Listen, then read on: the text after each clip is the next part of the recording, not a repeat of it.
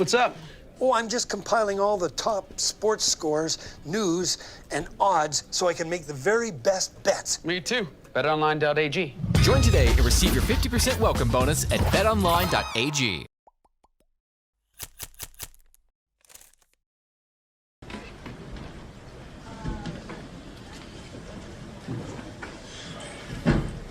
Questions for Matt and Torey?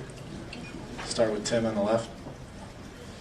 Matt, I'm sure you felt pretty sore after taking that Ferland hit early in the game, but I imagine the 2 goals that you scored kind of counteracted any soreness that you felt. Yeah, I think we were expecting a very physical game out of them. It's something that we kind of, had that experience of going through in the second round against Columbus. So we don't get fazed by that game, and I think we responded really well, and we knew how important it was to take advantage of home ice. So glad we got the win today. In the middle here. Torey, you and Brandon, along with the Bergeron line, saw a lot of Aho through these first 2 games. What do you think you guys have been able to do so well against that line?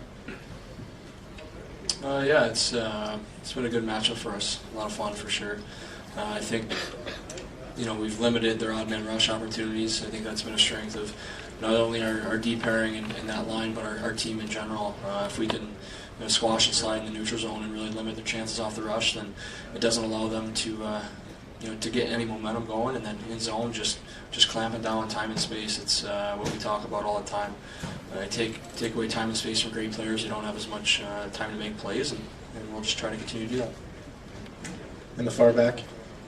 Matt, before you turn the page to the next game, can you just take a moment to kind of reflect on the specialness of what you were able to do today, obviously being local and your connections to the building? And Torey, if you wouldn't mind, just to speak to kind of the game that Matt had and what he was able to contribute today.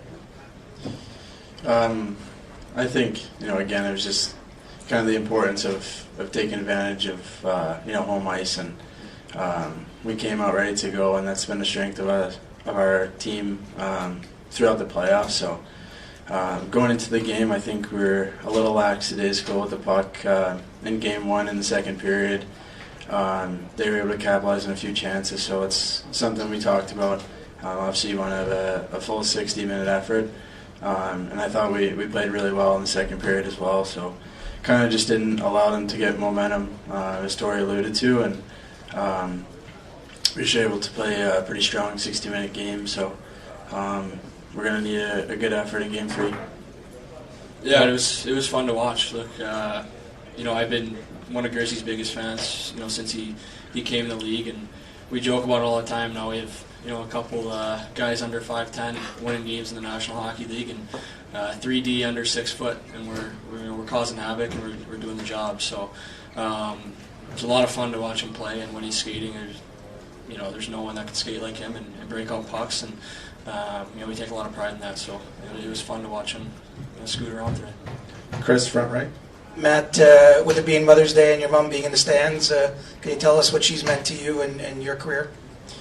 Yeah, she means the world. She's someone who I talk to every single day, and probably my best friend. And her and my dad obviously mean a lot to me, and I wouldn't be in this position without them. And it's great to share this experience with my family and friends, and just getting the win in Game 2 of the Eastern Conference Finals. It's you don't want to allow yourself to kind of sit back and relax and think too much about it, but obviously it's really special right now, and just trying to ride this momentum and go into Game 3 and have another strong effort. Up front in the middle. This is for either of you guys. There's 2 offensive defensemen. What have you seen in Connor Clifton's game as he's evolved? In the NHL, he scores today. He's sort of getting involved in the offense. What have you seen from his offensive game over the past few months? I think it's his instincts that are,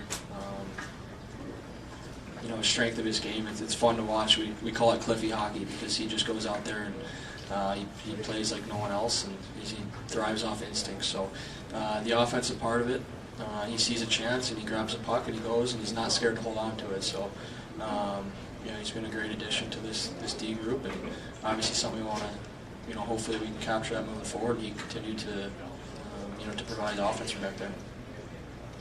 Jimmy, front right. Hey, this one's for Matt. Matt, I'm sure you're aware of what happened on Mother's Day in 1970 here, and then Bobby's here in the building waving the banner before.